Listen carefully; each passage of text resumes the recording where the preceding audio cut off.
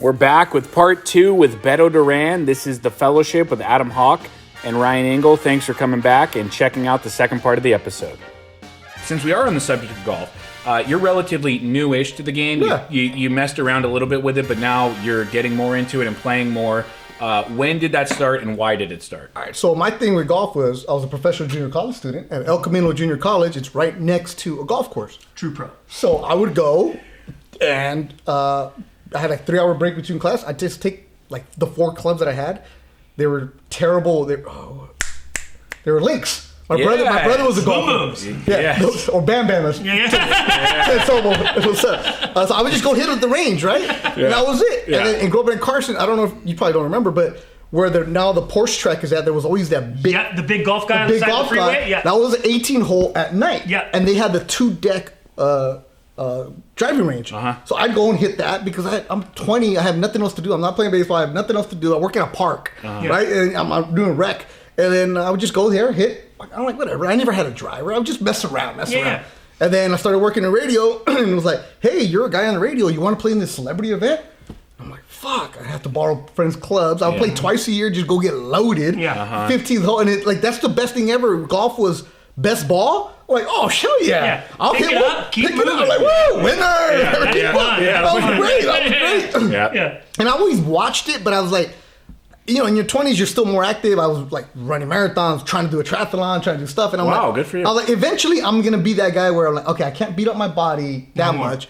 And the kids were younger. The kids were younger, so you don't have time for that. Yeah. And then I got old. Then a couple years ago, a buddy, Ricky Romero, a baseball player who I do the podcast with, he's like, dude, I'm retired now. I have time. Let's go play golf. I'm like, fuck, I don't know. Like, all right. So my buddy who works at Roger Dunn was like, dude, come down here. Of course, get you the discount. Yeah. Went to the youth section because I don't know how long I'm going to stay here. Yeah. And when I started playing, and I'm like, that's cool. And I'm like, I'm a fun golfer. Yeah. I'm like, let me get a drink. I have my own cooler. I got a bless you. cigar. That's it. We play munis. And Ricky gets good. Yeah. He takes lessons. And I'm like, you know, a guy who's retired at 35, he has nobody else to play with on a Tuesday afternoon. I'll go. Because radio, what do you do? Work at night. So I'm like, cool. Drop the kids off at school at 8. I'm ready to go. Boom. I got into it, and I'm like, this is actually fun. It was always fun. Yeah. But I'm like, okay, I'm getting a little bit better, Now it's making sense. I took a couple lessons. Pandemic hits, and everybody's all into it. Then I realized I'm having fun with it, and I'm growing with the game, and I'm getting older. And I'm like, what can I do transitioning in my career-wise? I can't be the guy covering the X Games anymore because, you know, that's not me. Yeah. But I'm like looking at a world, and I catch myself Saturday, Sundays watching golf. Yeah. Where it used to be just... The bug is starting to fight. It used to be, you know, you watch the Open, you watch the Masters, and that's it. Yeah. I started running golf pools. I still do. I got a good golf pool. I give you money back for coming in last place. Like, oh, Let me in on that. I love this guy. I love this guy. I love this guy. So we do that, and I started getting into it, and then I'm like, what can I do? And I started going all these pitch and putts, right? And my friends who don't golf are like, dude, on your Instagram, you're fucking around all the time. You make it look fun. Isn't it stuffy? I'm like, yeah, but not with me. We go, you know, and so I start taking a bunch of friends who've never golfed, comedians or actors, whatever, and we just go to a 9-hole, and they're like, what the fuck? It's actually fun. I got into it, and that's what I do now. So we just go play. On my Instagram, I'll fuck around, do the Happy Gilmore because that gets the engagement. I saw that. It just gets the stupid comments. Yep. I do it just for the fucking comments. Yep. Because it's trolling people. It's to piss people off. Yes. But I'll play nice courses. I'm all right. If my friends tell me, if you would take it serious, you'd be actually good. I'm like, why? Yeah. Why? Why do I want to play sober? Like, there's no need for that. Yeah, you're having enough fun already. So I want to do that, and I want to tell golf stories. Because one thing that I noticed, and I've always hated being known as the Mexican reporter or the Latino reporter. But when I started going to these like 9-hole pitch and putts, you see there's a lot of blue collar Latinos out there playing who are spending the $300 on that click car, right? They have the gear. They're the ones buying all the Air Maxes. They're all geared up, but they're intimidated to go to a nicer course. And I started looking at, I'm like, okay, who's telling these stories on YouTube or whatever? Nothing there. So that's what I want to do. I want to transition into telling the stories of the Abraham Answers or the kids who are out there doing that stuff. And it so happens to be a Latino reporter. Like, if I could do it, because I did the research, there's a lot of fancy Mexicans playing golf who are making over $100,000. But if you look at the people who are on YouTube, because I did the same thing. How do I learn how to hit this chip? It's like a bunch of boring British guys telling me how to do things, and I'm like, fuck. Yeah. And I'm not trying to say like like I want to be like the funny guy or anything like that, but just engage people, get people out there, and let them know that it's okay to go play a Muni on a Monday because I love Skylinks. What's up, Skylinks? If I can ever get a tea time in Long Beach. Seriously. Fuck, man. That place is cool. I haven't played in a year there because it's so damn hard. Skylinks, Eldorado Park, and Big Rec are 3 of the best golf courses in Southern California, and you cannot get out there. But that's their fault, not your fault. Yeah. But like, I want to do that. I want to tell some golf stories, and it's fun because now my friends are into it. You guys are my friends into it, and I'm like, this is the golf, the apparel. It's cool. I have more golf shoes than I have running shoes now. Yeah, like I have the Air Maxes. Like I'm all about it, man. I'm all in, baby. Yeah, I'm all in. I love it. I do want to go back to you mentioning, you almost said, you don't want to be seen as the Mexican American reporter. Oh, all right, yeah. We do it. Hey. We got a new G-Off. Yeah. Very good. And I think he was wearing a jacket just like that. There we go. We were a refill? Yes. Yeah, let's get some ice down here. Let's try this knob, this custom knob. Let's do it. So, you were mentioning, that you don't want to necessarily be seen as the Mexican American reporter. But that being said, there is a lot of really cool responsibility that comes with what you're doing on big stages, and I'm sure. You're going serious, huh? Well, I'm going serious because as someone who's married to a Mexican American and someone with half Mexican kids, like, you have to acknowledge or at least be aware that you've been somewhat of an inspiration as someone who's on TV and radio to a minority population. Yeah, so, I mean, I'm going serious here, but no, it's a big responsibility for myself. Yeah. It should be. I never thought about it that way. If you look at the amount of Latino reporters in the United States working in English, you can count them on a hand. On the national level. And it's not because they're not trying to hire people. It's just there's no pipeline of reporters coming through because not many people have the support system or willing to suffer through all the years of living in Bozeman or living in El Paso or whatever to get to the level. That's why I make sure to go back to schools and mentor kids and like help them out. There's a kid who's in Chico right now who he's always like, man, Beto, I like your shirts, I like your ties. I'm like, give me your address, man. I send him like 20 pocket squares. I'm like, here you go, man. If there's a kids like in wherever they're making 30 grand, I'm like, hey, give me your address, I'll send you some ties. The kids in Yuma, Arizona, wherever they may be, to help them out. And I'm like, here's how we can help each other mentor-wise. I always wanted to be known as just, everybody wants to be known just for their work. Yeah. I didn't know that there weren't many Latinos working in English until somebody pointed it out one time. No. Why are you taking my drink, man? Taking his drink. Sorry. You act like you're in the backyard right now. Yeah, we're paying attention. Yes. Salud. Look in the eyes. My friend. Yeah. And you want to be known for your work, anything you do. You as a shaper, you as a reporter, whatever it is, you want to be known for your work. And I know that in Los Angeles, the only Latinos in English, myself and Mario Solis at Channel 4. No way. Really? Yeah. In sports. You're right. In sports. Sorry to interrupt, but that's pretty mind-boggling. Because it is, considering the population of Mexican Americans in Southern California. Culture. You would expect like more. The influence that the Latino culture in Los Angeles specifically. Yeah, but it's also like, a guy like Fred Rogan and Jim Hill and Rafa Gazaki who are here in LA. Yeah. This is like the major leagues. You don't leave that job. Totally. There's nowhere for you to go. You got a lot of dinosaurs. But they're good at what they do and they've earned it. I'm not saying they're bad. I'm just saying they've been there and they leave it. And they've earned it and like there's no room for that growth. So I want to be able to help the kids be like, look, you may not be able to get on TV, but you can become a director, producer, behind the scenes, something like that. Good on you for that. And it's when I speak to high school kids, I make sure to tell them, whatever it is your dream, chase that. Like, don't be settling for the blue collar job. Nothing wrong with that. Yeah. But it's okay to dream big. I want to be a doctor. Go. Like, you know this family. You married Mexican. Yep. Anybody who says I want to do this is like, nah, fool, you ain't doing that. Like, right away, no. Change that mindset. Yeah, it's like, no, go get the regular 9-to-5 job where you get the 30-year pension, all that other stuff. Because it's the safer thing to do. Right. Chasing a dream is hard. It is. Running a shirt company. Yeah. Running a brand. Shaper, whatever it is, it's hard to chase a dream. Totally. And be successful and have people actually support you. So you're looked at a little crazy. So back to your point, like, I've always been, early on in my career, I was told, oh, you should go work at Deportes. Right. Yeah. Like, I don't speak like them. Yeah. No, I got it, dog. I got to be in Spanish. Like, like, like, I don't like soccer that much. But it's just, I do know it's a responsibility because when people send me a message like, "Hey man, I see you and I want to aspire to be like you," it's like, damn, it means a lot. And Yeah, I bet. I never got. I guess getting older, you appreciate what you're doing. Yes. Because in my early 30s, I was like, nah, man, nah. Now I'm like, yes, look at me. Right. I can be a role model. Totally. Yes, I can do that. Let me help you. So if anybody out there, reach out, Beto Vision on Instagram. I will help you.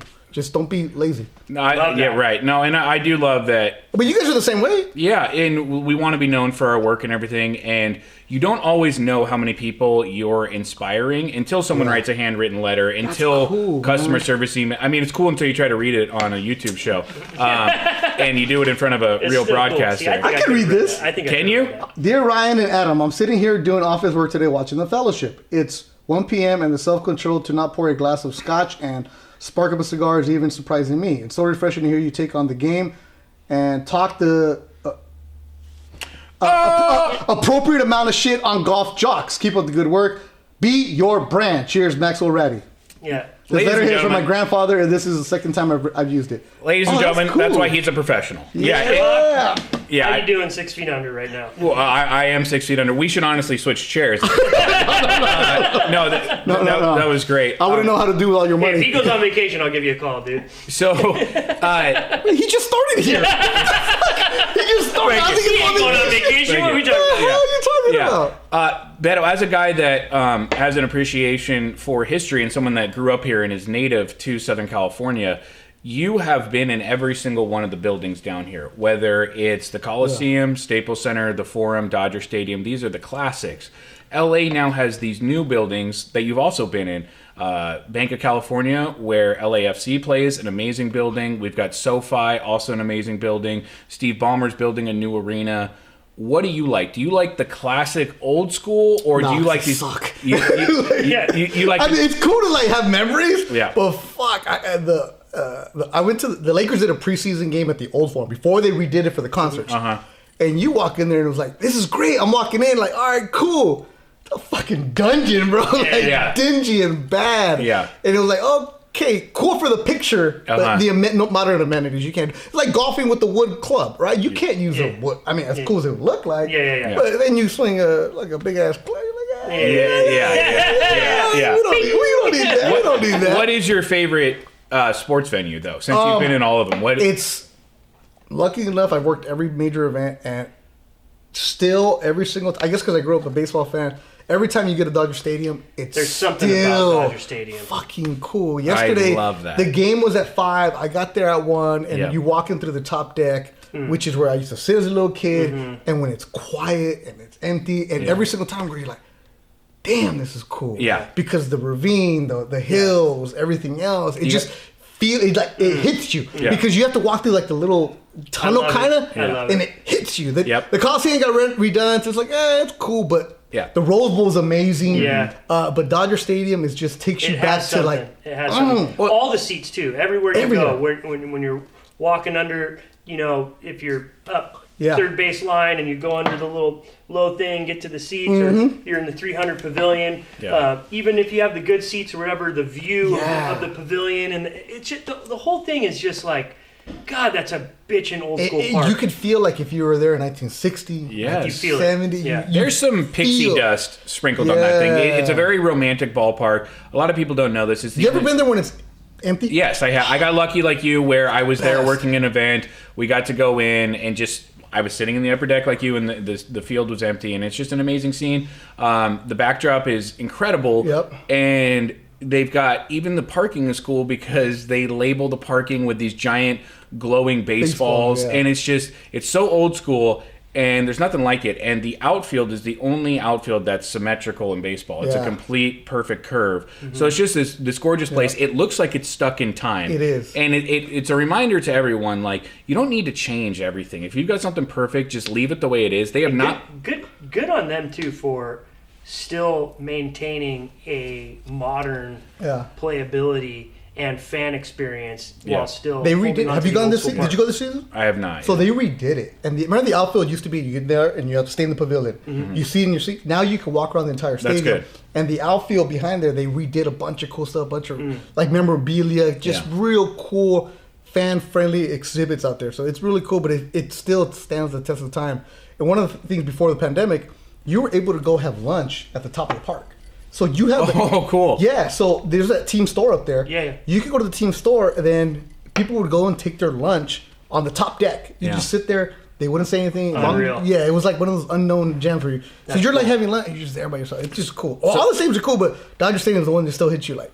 Yes. Plus, there's nothing more awkward than the first bite of a Dodger. Yeah, it's like you gotta get one. Yeah. You gotta get one, but then it's like, do I really want to You're like, finish first this? bite, can I just chop the first, 6 inches off this guy? But to get to another one, which is probably you didn't think about this, for me, Santa Anita. Oh, yes. Ooh. Greatest backdrop in sports. Oh, I grew up going to the track. I learned how to do fractions by reading the daily racing What from a my guy. dad. This guy. So that's This guy. like my dad didn't take me to sports. He took me to the track. Yeah. So we go to Santa Anita in the day, Los Alamitos at night. Yeah. And if we had a good night, we go to In-N-Out. Yeah. So it was like, all right, nothing like an 8-year-old at In-N-Out at midnight, Animal fries tonight. All right. Yeah. But yeah, Santa Anita in the winter when there's a little bit of snow on the San Gabriel Mountains, yes. just Damn, you just perfect. got me going right because there. this, like I didn't start smoking cigars until a couple of years ago. I've never smoked a cigarette in my life. I've never even held one. I don't want to. But a cigar, because it takes me back to being a little kid. On New Year's Day, we'd go to the Santa Anita. Sick. Nope, that's bad for you. But the cigar is nice. Cigars are great. So you went to Santa Anita. So now Santa Anita on New Year's Day, I remember watching the Rose Bowl game at Santa Anita. So that's where you would see these things. An old man with a fedora smoking a pipe. And I was like, Talking about dressing to the occasion Yeah. too. Well, some about of those them are some degenerates out there. Oh yeah, but the seersucker pant. I mean, this is like the '80s. It's Right. like, Yeah. oh Yeah, yeah. it was happening. I had Did you my ever go to Hollywood Park? to the casino, but the racetrack was shut down by the time I got there. Oh, yeah. poor guy. And Did you do that Friday nights? Oh yeah. Dollar night at Hollywood Park? yeah. If you were under 30, it was $1. Dollar beer, dollar dogs, dollar bets, dollar. And it was K-Rock night. They'd have bands there. Loaded. Yeah. Dude, that's amazing. And my radio career started in the same building as K-Rock. I worked for Jack FM. Jack and K-Rock and Amp were in the same. Okay. So like I would see Petros come through to do his hit with Kevin and Bean. A lot of cool guys coming through K-Rock. I mean, that truly is a world famous radio station because I used to like stream Radiohead concerts off of K-Rock back like when I lived in Seattle. You know? Really? Yeah, everyone knew what K-Rock was on this side of the Mississippi. Yeah, absolutely. I didn't know that. I just thought it was a slogan of world famous K-Rock. No, Maybe a little bit. Truly, though, they're at least they're West Coast famous because I heard of them up there. You know what's not? I was going to say what's funny, but what's really not funny is we brought up Dodger Stadium and Santa Anita being two of your favorites, two of our favorites as well. Both of them have a little bit of dark history. We don't need to get into it, but obviously, Chavez Ravine. There was, if you do your research on that, there's a book that came out about it. Yeah, and I think the guy that wrote it went to Culver City, but Fernando Valenzuela was purposely brought in to mend the bridge between the people that lived there and what was going on at Dodger Stadium. And he was good. And it worked. And now there is such a love of the Dodgers by everyone that lives around there, which is great. Wait, are you talking about the Fernando that was Cy Young, Rookie of the Year, Sure and World Series champion? Yes, and did it all looking to the sky before throwing a pitch. And in Bull Durham. My favorite Dodger. Yes, amazing. And He's then in Bull Durham. Wait, your favorite Dodger? Fernando Valenzuela. Yeah? You kidding? Growing up down here, you were a Dodger guy? Oh yeah, Still I is. hated the- He has a when Fernando- I was a kid, the Angels sucked so hard that You didn't like Fred Fred Lynn? I remember the first baseball game I ever went to was at Angel Stadium, and we go up there, and they had three. This was when they were really bad. I'm 40, So they were still closed. so they were So not what seemed at my time, what seemed to be 90% of the whole ballpark had tarps over the seats. In right field. Because it was a Ram Stadium. And not only that, they couldn't sell those seats if they tried. And I remember I go to this game, and there's like dozens of open seats between people, And this one guy is just every pitch going, "Boo! You're a bum! Get a job!" And so I left that place going, "The Angels suck," And then all of a sudden, Fernando Mania, Oral Hershiser, Kurt Gibson, all that shit's happening, 80s were good for the Dodgers. Dude, when I was a kid, it was like, But you had Wally World. yeah, well, 1 year. there was Fernando Valenzuela, Yeah. there was Bo Jackson, there was Magic Johnson, and there was Wayne Gretzky. So if you weren't a fan of those teams when you were coming up my age, you were a dork. You know what I mean? Like, who are you going to vote? Who are you going to root for? Yeah, Showtime Lakers, Fernando. Yeah. Oh man, we had it all back then. So it's like those LA teams that was it. You know, like there was not a chance you were an Angel fan back then in my day. You know, from this area. Rupert Jones. Yeah. That's a name. But anyway, so there is that history there. Then Santa Anita's had a really tough couple of years. No, I'm whatevering myself, bringing up the bad history of these two venues. Because Santa Anita had Santa Anita had a rough couple of months there. But hey, I want to keep it in the negative, but for fun. You just told us your favorite venue. What is, and you're going to have to burn a place. What is your least favorite SoCal venue? Dodger Stadium when there's traffic. Okay. Fucking terrible. Yeah. Fuck. So I haven't covered baseball in about 5 years on a daily basis. Mm-hmm. So the last couple of years I've gone as a fan. And fuck, I feel for all the fans. I used to make fun of you guys for leaving early. I don't blame you now because I leave in the 7th because that traffic is terrible. Dude, right. We got last minute tickets to Game 7 against the Stros when we lost. And me and a buddy, so last minute means you're leaving last minute. We sat in that traffic through the neighborhood for God knows how long. And then so we get there, and then our hearts were broken, right? Yeah. And then leaving, we sat in place. Now, I did see an Astro fan get beat up in the parking lot, which, sorry about what happened to you that night, but it did make me feel better about the evening. Talk about dark. Yeah. But anyways, we sat in place in the parking lot trying to leave for 2.5 hours. Yeah. The traffic there is no joke. Try having your battery die in Dodger Stadium because that happened to me, and I had to sit there and wait on AAA, which we all have. And he was trying to get in. I've been a member for 42 years. Yeah. How old are you, 40? Yeah. No, I was there probably for 8 hours waiting to get out. But so Dodger Stadium with traffic is. No, but the worst venue. Yeah. One thing is, people want to give LA a bad rap for sports fans. It's a good sports. I think so too. But what venue do you hate going to, or like the least? Because I know what mine is. Hawk, just get to yours. What is yours? That's all this question is about. That's not about it. But I honestly don't like going to the Coliseum.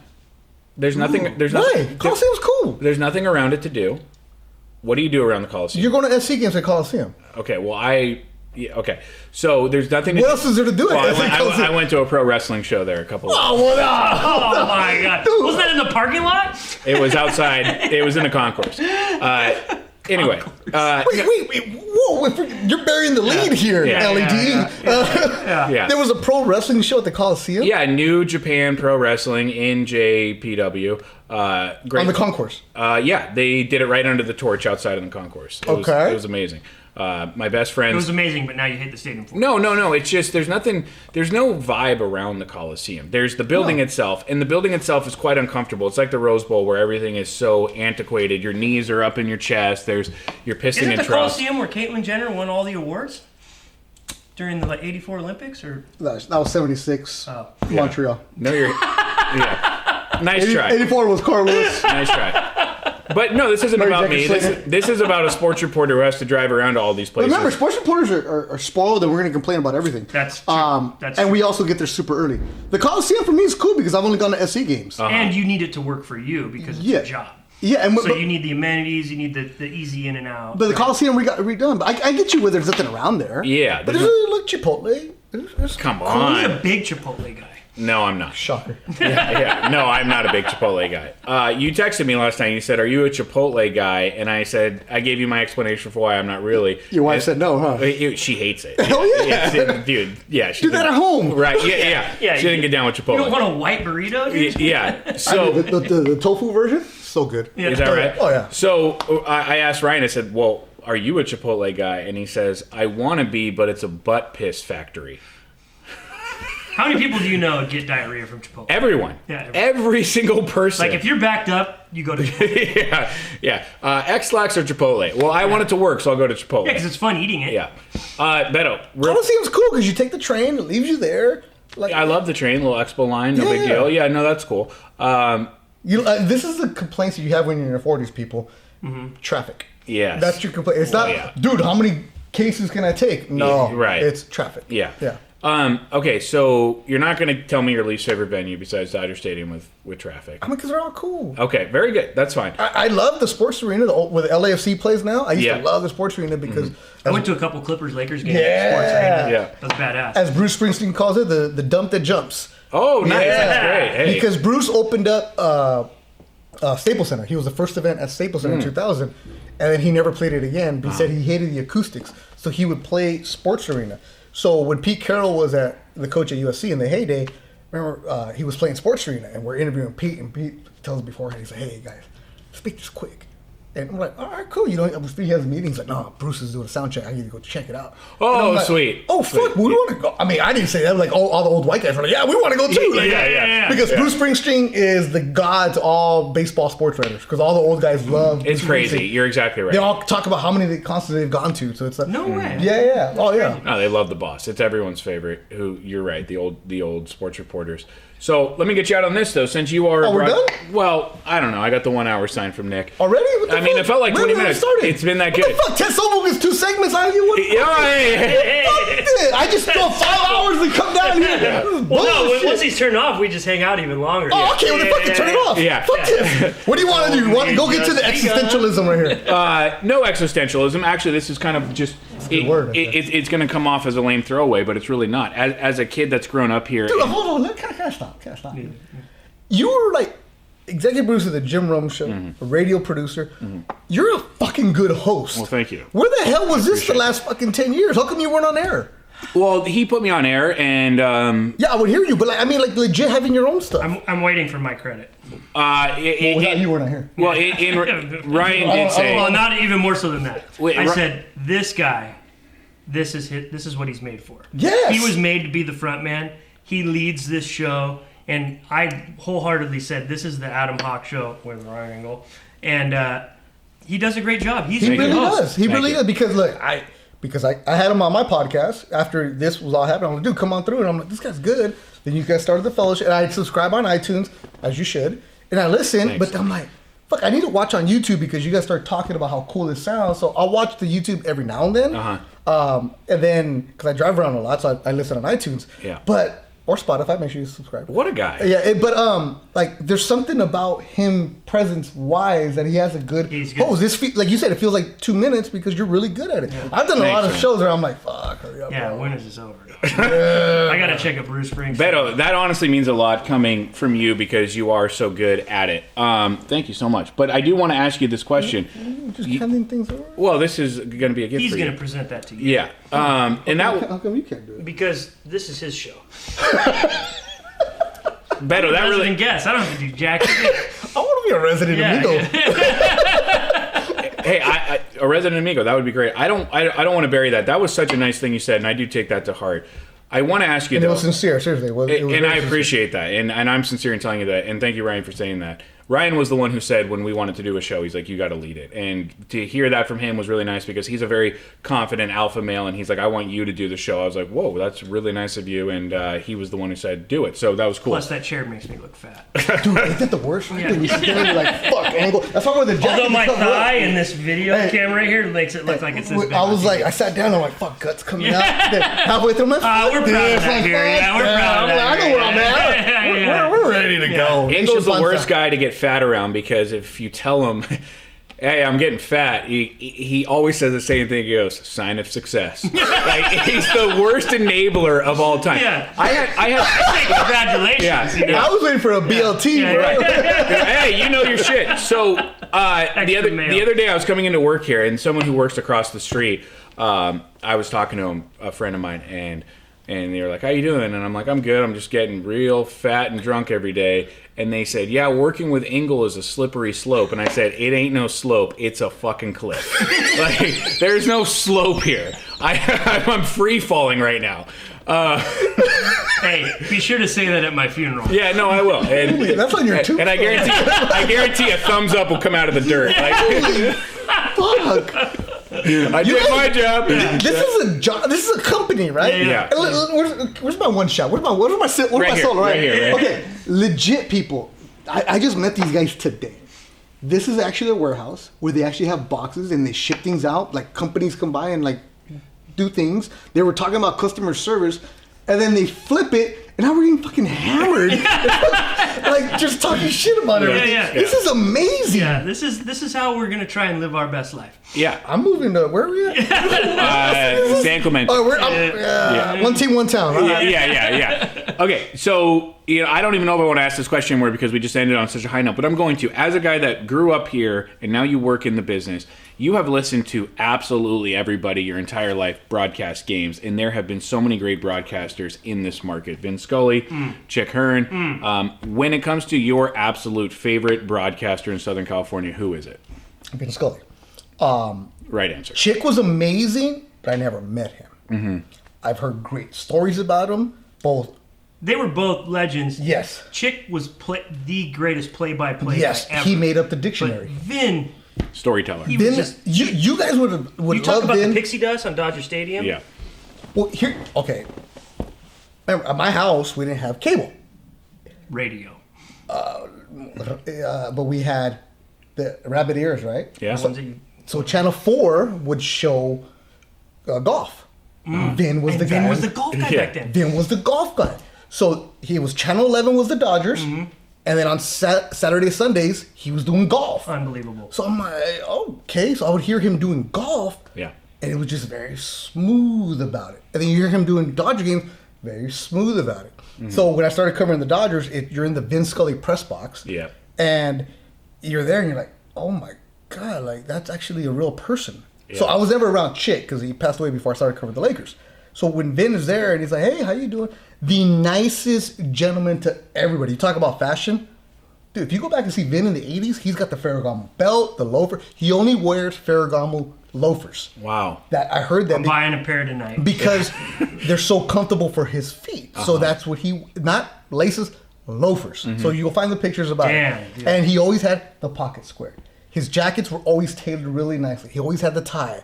And the cool thing about Vin, like, I may have like a couple conversations in 10 years covering the Dodgers. He'd always walk by, how are you doing? They didn't know my name, but said hi. Yeah. And Vin, the cool thing about him was, you've heard announcers or singers talk about how they hum before they go on, especially Broadway singers. Vin, during the national anthem, would walk out of his booth, and at Dodger Stadium, the announcer booths are to the left, then to the right are the media, where we sit. And Vin would walk out of his booth and walk down to where Nancy B. Heffley is playing the organ, and he's humming the national anthem. That just gave me the And chills. he's doing this, and he's walking by, and you're like, and my seat at Dodger Stadium, there's like 4 rows. Mine was in the back row, and you hear Vin, he's like, and it's Unreal. like, and nobody would talk to him because you just knew that was Vin warming was up his getting vocal up. cords, and you're like, damn, Vin's cool, right? Yeah. And then on hot Damn, days, dude. Vin on it, you realize on his dress shirt, he had his initials right here. Monogram shirt. So you talk about custom shirts. Yeah, dog. Always had the cufflinks. Yeah. Always it. And it's just like little details about. It might be 100 degrees. Vin, Didn't matter. Sport coat. Didn't matter. Cat, and always to the nines. The nicest man. I'm not a memorabilia guy. Yeah. I don't ever take pictures with people really. Yeah. But when my son was like maybe 3-4 years old, I took him to a game and I went in there and Vin comes out. You know, we watch Dodger games and he would always talk about the kid eating the ice cream. Oh, what a beautiful moment. Blah, Yeah. blah, blah. Yeah. Sees my kid and he's like, oh, hey, all right. And I was like, I hate to bother you for a picture. Can we? And he's like, so he took a picture of my son and my nephew at the time. They were Wow. there, and he's like, that's one of the few pictures I have framed. It's Unreal. like him there, and the nicest man.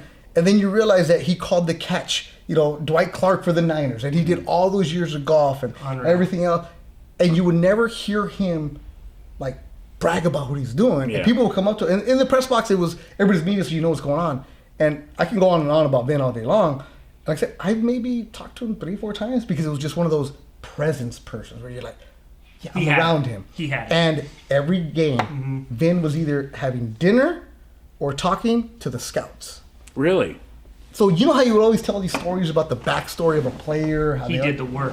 He did the work. He was in there at 5:30 talking to the scouts, Unreal. figuring out. So you're like, how does he know about this 20-year-old kid from Curacao? Because an old 85-year-old scout told him this little nugget. That's the passion right and there. that's exactly. passion. He could still do games right now if he wanted to, but Yeah. he knew when to walk away, and he was offered the chance. Joe Buck even said, if Vin wants to do the World Series, I'll step away. I'll let him do it. Yeah. And he's like, no, I've done mine. Yeah. It's your time. And that was always... What a guy. What a legend. Yeah, it just... What a legend. That was the cool... And he would never... After a game, there was always the elevator waiting for him. He had a driver in his older years waiting for him. And they would get him out there as soon as possible. There'd be fans waiting to take a picture. He'd always wave, how you doing? He couldn't stop to take pictures with people because he would get mobbed. Yeah. And it was just the nicest man, really cool.